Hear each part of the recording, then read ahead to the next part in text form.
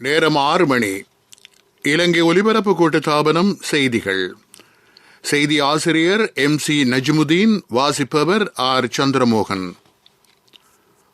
வைத்திய சேவையில் நிலவும் பிரச்சனைகளை தீர்ப்பதற்கு சுகாதார அமைச்சர் குழு ஒன்றை நியமித்துள்ளார். ஹம்பாந்தோட்டை துறைமுகத்தில் நங்கூரமிட்டிருக்கும் கப்பலில் உள்ள கேஸை சந்தைக்கு விநியோகிக்க தொழில்நுட்ப அமைச்சு அனுமதி. நாட்டில் உணவு பாதுகாப்பை நோக்காக கொண்டு பல்வேறு வேலை திட்டங்கள். நுரைச்சோலை மின் உற்பத்தி நிலையத்தின் தற்போதைய நிலை பற்றி மின்சக்தி அமைச்சு தெளிவுபடுத்தியுள்ளது. கிளனி கங்கையை பாதுகாப்பதற்கு அடுத்த வருடத்தில் 20 கோடி ரூபாய் நிதி ஒதுக்கீடு. கோவிட் தொற்றை இல்லாது செய்ய வேண்டுமாயின் சகலரும் தடுப்பூசியின் முதல் 2 டோஸ்களையும் ஏற்றுவது அவசியம் என உலக சுகாதார ஸ்தாபனம் வலியுறுத்தல். லங்கா பிரீமியர் லீக் கிரிக்கெட் சுற்றுத் தொடரில் ஜெஃப்னா கிங்ஸ் அணி சாம்பியன். வைத்திய சேவையில் நிலவும் பிரச்சனைகளை ஆராய்வதற்கு அமைச்சர் கெஹலிய ரம்புக்வெல மேன்முறையீட்டு நீதிமன்றத்தின் ஓய்வு நிலை நீதிபதி ஒருவரின் தலைமையில் குழு ஒன்றை நியமித்துள்ளார். விசேட வைத்திய நிபுணர்களின் வருடாந்த இடமாற்றம் தொடர்பான பட்டியலை விரைவாக அறிவிப்பதற்கும் சுகாதார அமைச்சு தீர்மானித்திருக்கின்றது. விசேட வைத்திய நிபுணர்களின் வருடாந்த இடமாற்றம் தொடர்பாக தீர்மானிப்பதற்கு சகல தரப்பினரிடமும் பேச்சுவார்த்தை நடத்தப்படுகின்றது. பணி பகிஷ்கரிப்பில் ஈடுபட்டிருக்கும் அரச வைத்திய அதிகாரிகள் சங்கத்திற்கு சுகாதார சேவைகள் பணிப்பாளர் நாயகம் அசில குணபோதன கடிதம் மூலம் இந்த விடயங்களை தெரிவித்திருக்கின்றார். தொழிற்சங்க நடவடிக்கையில் ஈடுபட்டிருக்கும் அரச வைத்திய அதிகாரிகள் சங்கத்தின் பிரதிநிதிகளுடன் கடந்த புதன்கிழமை சுகாதார அமைச்சில் நடைபெற்ற பேச்சுவார்த்தையினை தொடர்ந்து சுகாதார அமைச்சு இந்த தீர்மானங்களை மேற்கொண்டிருப்பதாகவும் இந்த கடிதத்தில் குறிப்பிடப்பட்டிருக்கின்றது. ஹம்பாந்தோட்டை துறைமுகத்தில் நங்கூரம் விட்டிருந்த லாஃப் கேஸ் நிறுவனத்திற்கு கேஸ் கொண்டு வரும் கப்பலில் உள்ள கேஸை சந்தைக்கு விநியோகிப்பதற்கு தொழில்நுட்ப அமைச்சு அனுமதி வழங்கியுள்ளது. குறித்த கேஸ் தரமாக உள்ளதென உறுதிப்படுத்தப்பட்டதனால் சந்தைக்கு விநியோகிப்பதற்கு நடவடிக்கை எடுத்திருப்பதாக தொழில்நுட்ப அமைச்சின் செயலாளர் கஜந்தடி சில்வா தெரிவித்துள்ளார். நாட்டில் உணவு பாதுகாப்பை உறுதிப்படுத்தும் நோக்கில் விவசாயத்துறை ராஜாங்க அமைச்சு பல்வேறு வேலை திட்டங்களை நடைமுறைப்படுத்தி இருப்பதாக அமைச்சின் செயலாளர் நிகால் ரணசிங்க தெரிவித்துள்ளார். தெரிவு செய்யப்பட்டிருக்கும் 13 பயிர்களின் உற்பத்தியினை அதிகரித்து இறக்குமதியை குறைப்பது இதன் பிரதான நோக்கமாகும். விவசாய திணைக்களம், மாகாண விவசாய திணைக்களம், இலங்கை மகாபலி அதிகார சபை ஆகியன இணைந்து இந்த வேலை திட்டத்தினை முன்னெடுக்கும். குறித்த நிகழ்ச்சி திட்டத்தின்படி மிளகாய் உற்பத்திக்காக 60 கோடி ரூபாய் ஒதுக்கீடு செய்யப்பட்டிருக்கின்றது. உருளைக்கிழங்கு செய்கைக்காக 37 கோடி ரூபாவும், பெரிய வெங்காய விதை உற்பத்திக்காக 29 கோடி ரூபாவும் ஒதுக்கப்பட்டுள்ளன. சின்ன வெங்காய உற்பத்திக்காக 23 கோடி ரூபாவும் ஒதுக்கீடு செய்யப்பட்டுள்ளமை குறிப்பிடத்தக்கது. நீங்கள் கேட்டுக்கொண்டிருப்பது இலங்கை ஒலிபரப்பு கூட்டுத்தாபனத்தின் செய்திகள்.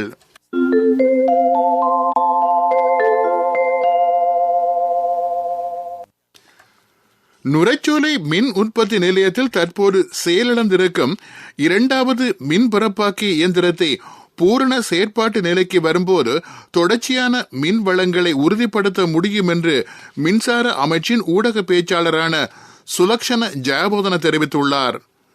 செயலிழந்திருக்கும் 2வது மின் பரப்பாக்கியினை திருத்தம் செய்து மின் கட்டமைப்பில் இணைப்பதற்கான வேலை திட்டம் தயார்படுத்தப்பட்டிருப்பதாக அவர் கூறினார். நுரைச்சோலை மின் உற்பத்தி நிலையத்தில் 2ஆம் மற்றும் 3ஆம் மின் உற்பத்தி இயந்திரங்களில் ஏற்பட்ட பிரச்சினை காரணமாக மாலை 6:30 மணியிலிருந்து இரவு 9:30 வரையான காலப்பகுதியில் சற்று நேரம் நாட்டின் சில பிரதேசங்களில் மின்சாரம் துண்டிக்கப்படுகின்றமை குறிப்பிடத்தக்கது. கிளனி கங்கையை பாதுகாப்பதற்காக அடுத்த வருடத்தில் 20 கோடி ரூபாய் ஒதுக்கீடு செய்யப்படும். இதன்படி இந்த கங்கையை பாதுகாப்பதற்கான செயற்பாடுகளை மேற்கொள்ளுமாறு அமைச்சர் மஹிந்த அமரவீர அதிகாரிகளுக்கு ஆலோசனை வழங்கியுள்ளார். கங்கைகளை பாதுகாக்கும் வேலை திட்டத்தின் கீழ் அடுத்த வருடத்தில் முன்னெடுப்பதற்கு எதிர்பார்த்திருக்கும் வேலை திட்டங்கள் பற்றி அமைச்சில் பேச்சுவார்த்தை நடைபெற்றது. அதன்போதே அமைச்சர் இந்த ஆலோசனையை அதிகாரிகளுக்கு வழங்கினார். இலங்கையில் 103 கங்கைகள் உள்ளன. இவற்றில் கெனடி கங்கையிலேயே அதிக அளவில் நீர் மாசுபடுத்தப்படுகின்றது. கொழும்பு கம்பகா மாவட்ட மக்களின் 85% குடிநீர் தேவை கெலனி கங்கை மூலம் பூரணப்படுத்தப்படுகின்றமை குறிப்பிடத்தக்கது. நாட்டில் நேற்று 554 கோவிட் தொற்றாளர்கள் இனம் காணப்பட்டுள்ளார்கள். இதன்படி தொற்றுக்குள்ளானவர்களின் மொத்த எண்ணிக்கை 5,82,149 அதிகரித்திருக்கின்றது. இதேவேளை 21 கோவிட் மரணங்களை சுகாதார சேவைகள் பணிப்பாளர் நாயகம் நேற்று உறுதிப்படுத்தினார். 60 வயதுக்கு மேற்பட்ட 18 பேர் இதில் அடங்குகின்றனர். நத்தார் இன்று நள்ளிரவு பிறக்க உள்ளது. இதனை முன்னிட்டு உலகளாவிய ரீதியில் உள்ள கிறிஸ்தவ ஆலயங்களில் இன்று நள்ளிரவு நத்தார் ஆராதனைகள் இடம்பெறும். இலங்கையில் உள்ள கிறிஸ்தவர்களும் நத்தார் ஆராதனைக்கு தயாராகியுள்ளனர். சுகாதார வழிமுறைகளின் பிரகாரம் ஆராதனைகளில் பங்கேற்குமாறு சுகாதார அமைச்சு கேட்டுக்கொண்டுள்ளது.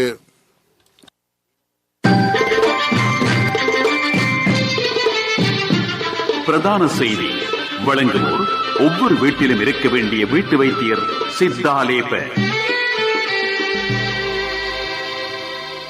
ஒரே நாடு ஒரே சட்டம் தொடர்பான ஜனாதிபதி செயலணிக்கு கருத்துக்களை தெரிவிப்பதற்கு ஏராளமான சிவில் அமைப்புகளும் தனிநபர்களும் முன்வந்திருப்பதாக குறித்த செயலணி தெரிவித்துள்ளது. சமய தலைவர்கள், சிவில் செயல்பாட்டாளர்கள், ஊடகவியலாளர்கள், வர்த்தகர்கள், அரசியல் கட்சிகள் மற்றும் மகளிர் அமைப்புகளைச் சேர்ந்த பிரதிநிதிகள் தமது அபிப்பிராயங்களை தெரிவித்துள்ளனர். கொழும்பு பண்டாரநாயக்க ஞாபகார்த்த சர்வதேச மாநாட்டு மண்டபத்தில் அமைக்கப்பட்டிருக்கும் அலுவலகத்திற்கு வருகை தந்து மக்கள் தமது கருத்துக்களை முன்வைக்கலாம் என்று ஒரே நாடு ஒரே சட்டம் தொடர்பான ஜனாதிபதி செயலணி அறிவித்திருக்கிறது.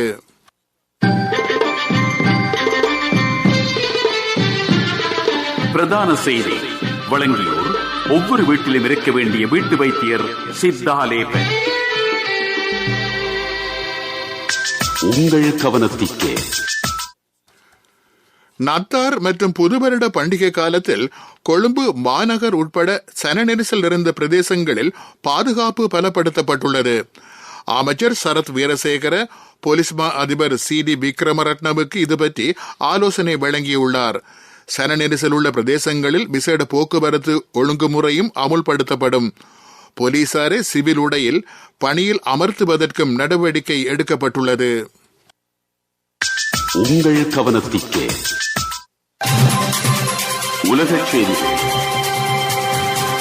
அனுசரணை வழங்குவோர் CIB ஜனஜய வாசனாவுடன் நத்தார் மற்றும் புதுவருட மலிவு விற்பனை ஆரம்பமாகிவிட்டது. டிசம்பர் மாதம் முழுவதும் உங்கள் பற்றுச்சீட்டுகளுக்கு பெறுமதி மிக்க பரிசுகள், பரிசு வவுச்சர்கள் மற்றும் வங்கி அட்டைகளுக்கு 20% வரை கழிவு. இன்றே CIBக்கு வாருங்கள். COVID-19 வைரஸ் தொற்றை இல்லாது செய்ய வேண்டுமாயின் உலகளாவிய ரீதியில் உள்ள சகலருக்கும் கோவிட் தடுப்பூசியின் முதல் 2 டோஸ்களையும் ஏற்ற வேண்டும் என்று உலக சுகாதார ஸ்தாபனத்தின் தலைவரான டெட்ரோஸ் அதனம் மீண்டும் வலியுறுத்தியுள்ளார். பூஸ்டர் டோஸ் ஏற்றுவதற்கு முன்னர் சகல நாடுகளும் தமது பிரஜைகளுக்கு முதல் 2 டோஸ்களையும் ஏற்று நடவடிக்கையை பூரணப்படுத்த வேண்டும். இந்த விடயத்திற்காக வல்லரசு நாடுகள் சகல நாடுகளுக்கும் சமாந்தரமான முறையில் தடுப்பூசிகளை விநியோகிக்க வேண்டும் என அவர் தெரிவித்திருக்கின்றார். கொரோனா ஒமிக்ரோன் திரிபு பரவத் தொடங்கியதை அடுத்து பல நாடுகள் பூஸ்டர் டோஸ் ஏற்றுவதில் கவனம் செலுத்தியுள்ளன. இவ்வாறான நிலையில் சில நாடுகளில் ஏராளமானோர் தடுப்பூசியின் முதல் டோஸ் கூட இதுவரை ஏற்றவில்லை என உலக சுகாதார ஸ்தாபனத்தின் தலைவரான டெட்ரோஸ் அதனம் குறிப்பிட்டிருக்கின்றார். இந்தியாவில் மின்சாரத்தில் இயங்கும் வாகன பயன்பாட்டை அதிகரிப்பதற்கான வேலை திட்டம் முன்னெடுக்கப்பட்டிருக்கின்றது. எரிபொருள் விரயத்தை கட்டுப்படுத்துவதற்காக இந்த திட்டம் மேற்கொள்ளப்படுகின்றது. இதன்படி மின்சார வாகனங்களை சார்ஜ் செய்வதற்கான நிலையங்களை நெடுஞ்சாலைகளில் அமைப்பதற்கு அந்நாட்டு நெடுஞ்சாலைகள் அமைச்சு நடவடிக்கை எடுத்து வருகின்றது. எரிபொருள் பயன்பாட்டிற்கு பதிலாக மாற்று வேலை திட்டங்களை முன்னெடுப்பதற்காக இந்திய நெடுஞ்சாலைகள் அமைச்சு கடந்த 2 வருடங்களில் பல்வேறு வேலை திட்டங்களை முன்னெடுத்திருக்கின்றது. பேட்டரியில் இயங்கும் வாகனங்களுக்கு பதிவு சான்றிதழ் கட்டணம் செலுத்துவதில் இருந்து விலக்கு அளிக்கப்பட்டிருந்தமையும் குறிப்பிடத்தக்கது. உலகச் செய்திகள் கேட்டீர்கள். உலகச் செய்திகள். அனுசரணை வழங்குவோர் சிஐபி ஜனஜய வாசனாவுடன் நத்தார் மற்றும் புதுவருட மலிவு விற்பனை ஆரம்பமாகிவிட்டது. டிசம்பர் மாதம் முழுவதும் உங்கள் பற்றுச்சீட்டுகளுக்கு பெறுமதி மிக்க பரிசுகள், பரிசு வவுச்சர்கள் மற்றும் வங்கி அட்டைகளுக்கு 20% வரை கழிவு. இன்றே சிஐபிக்கு வாருங்கள். அபிவிருத்தி செய்திகள். தென்னையிலிருந்து பயன்பெறுவோம், நாட்டை வெற்றியடை செய்வோம். உதவிக்கு தொடர்பு கொள்ள 1928, வாட்ஸ்அப் 070401928. தேசிய தெங்கு உற்பத்தி சம்பந்தமான விழிப்பை ஏற்படுத்துவோம். டெடிகமமில் புதிய பாலம் அமைக்கப்பட உள்ளது. நெடுஞ்சாலைகள், அதிவேக நெடுஞ்சாலைகளில் நிகழும் வீதி விபத்துக்களை தவிர்ப்பதற்காக இந்த பாலம் அமைக்கப்பட உள்ளது. நெலும்தெனிய துந்தொட்ட கலாகிடகம வீதியில் இந்த பாலம் அமைக்கப்படும். இதற்கான அடிக்கல் நடும் நிகழ்வு அமைச்சர் ஜான்சன் பெர்னாண்டோ தலைமையில் நடைபெற்றது. டெடிகம புதிய பாலம் 145 மில்லியன் ரூபாய் செலவில் அமைக்கப்பட உள்ளது.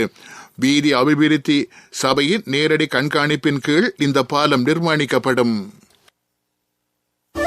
தோட்டத்தில் இருக்கும் தென்னை மரம் என்பது உங்களுக்கு மேலதிக வருமானத்தை பெற்றுத்தரும் சிறந்த வழியாகும். தேங்காய் பூ, சிரட்டை, மட்டை ஆகியவற்றிலிருந்து இல்லாமல் முழு தென்னை மரத்திலிருந்துமே சரியான பிரயோசனம் பெற்று உங்கள் கைகளுக்கு மேலதிக வருமானத்தை பெறுவதுடன் தேசிய பொருளாதாரத்துக்கு உதவுவதற்கு இதோ உங்களுக்கான சந்தர்ப்பம். உற்பத்தியை பெருக்கிக் கொள்ளுங்கள், வீண் விரயத்தை குறைத்துக் கொள்ளுங்கள், பிரச்சனைகளை தவிர்த்துக் கொள்ளுங்கள். தென்னை உற்பத்தியை செழிப்பாக்குவதற்கு பின்பற்ற வேண்டியவை சம்பந்தமாக இன்னும் அதிகமாக தொழில்நுட்ப ஆலோசனைகளை பெற்றுத்தர தென்னை ஆராய்ச்சி நிறுவனம் ஆயத்தமாக உள்ளது. உதவிக்கு தொடர்பு கொள்ள 1928, வாட்ஸ்அப் 070401928.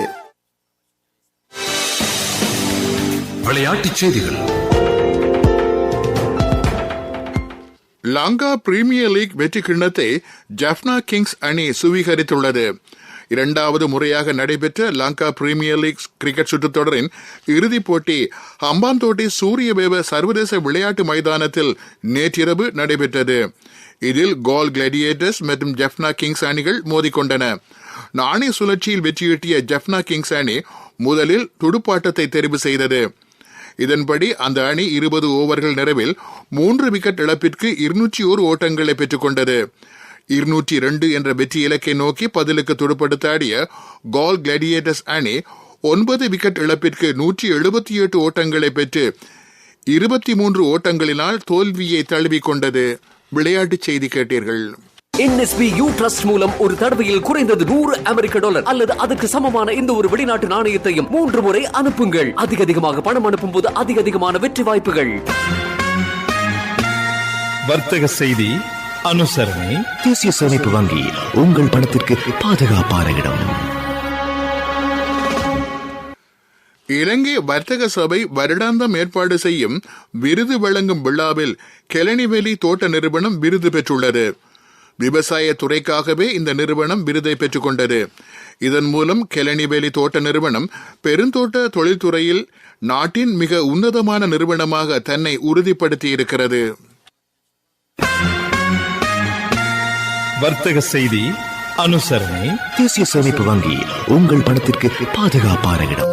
NSBயின் பணம் அங்கிருந்து பரிசு இங்கிருந்து பொன்விழா வெற்றியாளர் நீங்களா? இம்முறை NSB பொன்விழாவை முன்னிட்டு சூப்பர் வெற்றியாளருக்கு தங்க பவுன்கள் 50, இரண்டாவது வெற்றியாளர்கள் 10 பேருக்கு ஸ்கூட்டர்கள், மூன்றாவது 10 வெற்றியாளர்களுக்கு ஐபோன்கள், நான்காவது 29 வெற்றியாளர்களுக்கு மவுண்டன் சைக்கிள்கள். 2021 அக்டோபர் 1 முதல் 2022 டிசம்பர் 31 வரை NSBU ட்ரஸ்ட் மூலம் ஒரு தடவையில் குறைந்தது $100 அல்லது அதுக்கு சமமான இந்த ஒரு வெளிநாட்டு நாணயத்தையும் 3 முறை அனுப்புங்கள். அதிகமாக பணம் அனுப்பும் போது அதிகமான வெற்றி வாய்ப்புகள். பொருளாதார செய்திகள் அனுசரணை. உங்கள் வேண்டிய நிதி தேவைகளுக்கு சிறந்த தீர்வினை வழங்கும் வருபவர்கள் முன்னேறும், முன்னேறுபவர்கள் வரும் LOLC நிறுவனம். வாருங்கள், முன்னேறுங்கள். திரவப்பால் உற்பத்தியினை அதிகரிப்பதற்காக அனுராதபுரம் மாவட்டத்தில் புதிய வேலை திட்டங்கள் முன்னெடுக்கப்பட்டுள்ளன. 17 கால்நடை வைத்திய பிரிவுகளை இலக்காக கொண்டு முதல் கட்டத்தில் இந்த வேலை திட்டம் நடைமுறைப்படுத்தப்பட்டிருக்கின்றது. இது தொடர்பான அங்குரார்ப்பண நிகழ்வு அமைச்சர் SM சந்திரசேன, ராஜாங்க அமைச்சர் DB ஹேரத் தலைமையில் நேற்று முன்தினம் நடைபெற்றது. சுனில் அண்ணா, புது லொரி ஒன்றும் எடுத்து சரி வந்துட்டு போல. சரி வந்தது சரியான இடத்துக்கு போனதால தம்பி. LOLCல தான் லீசின் எடுத்தன். நானும் சரி வரணுமெண்டா சரியான இடத்துக்கே போகணும். LOLC ஃபைனான்ஸ், சரிவர சரியான இடம். மேலதிக விவரங்களுக்கு 0115-715-555.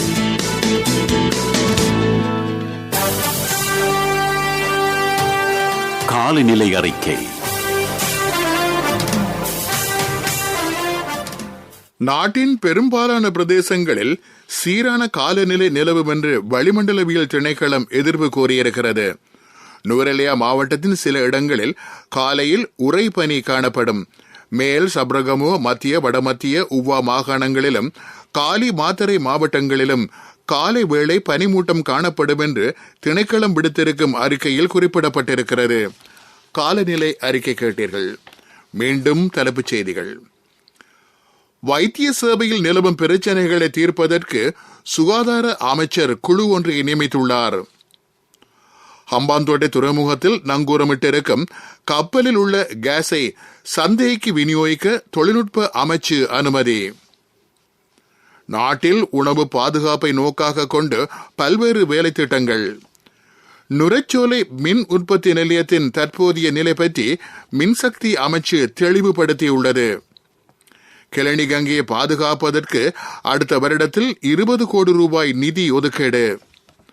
கோவிட் தொற்றை இல்லாது செய்ய வேண்டுமாயின் சகலரும் தடுப்பூசியின் முதல் 2 டோஸ்களையும் ஏற்றுவது அவசியம் என உலக சுகாதார ஸ்தாபனம் வலியுறுத்தல். லங்கா பிரீமியர் லீக் கிரிக்கெட் சுற்றுத்தொடரில் ஜப்னா கிங்ஸ் அணி சாம்பியன். இத்துடன் செய்திகள் முடிவடைந்தன. எமது செய்திகளை www.newslbc.lk என்ற இணையதளத்திலும் பார்வையிடலாம். செய்தி அறிக்கைகளை SLBC நியூஸ் என்ற யூடியூப் வலைத்தளத்தில் செவிமடுக்கலாம். எமது அடுத்த பிரதான செய்தி அறிக்கை பகல் 12:45 இடம்பெறும்.